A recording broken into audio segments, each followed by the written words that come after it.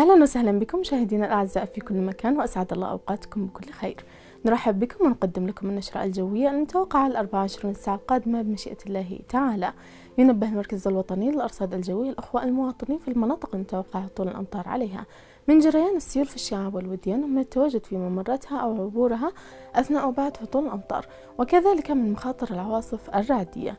أيضا ينبه المركز الوطني للأرصاد الجوية الأخوة المواطنين في الصحاري والهضاب الداخلية والسهول الساحلية من الأجواء الحارة وشديدة الحرارة، وننصح بالإكثار من شرب السوائل وعدم التعرض لأشعة الشمس اللافحة في فترتي الظهيرة والعصر.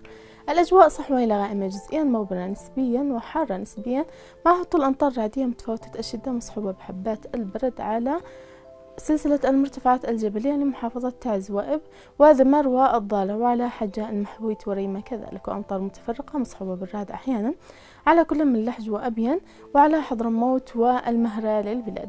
الأجواء على المناطق الصحراوية صحوة ومغبرة نسبيا حارة إلى شديدة الحرارة، حيث تتراوح درجات الحرارة العظمى من 38 إلى 45 درجة مئوية، ورياح مثيرة للأتربة والرمال. الأجواء صحوة إلى غائمة جزئيا حارة مع احتمال هطول أمطار متفرقة على السواحل وأجزاء من سهول تهامة وجنوب الساحل الغربي والمناطق الداخلية المقابلة للسواحل الجنوبية، ورياح معتدلة إلى نشطة على شرق خليج عدن وعلى سقطرى تصل سرعة الرياح إلى 40 عقدة.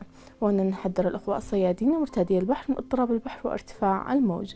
في الختام مشاهدينا الأعزاء، نشكركم لحسن الإصغاء والمتابعة، ونترككم مع درجات الحرارة العظمى. إلى اللقاء.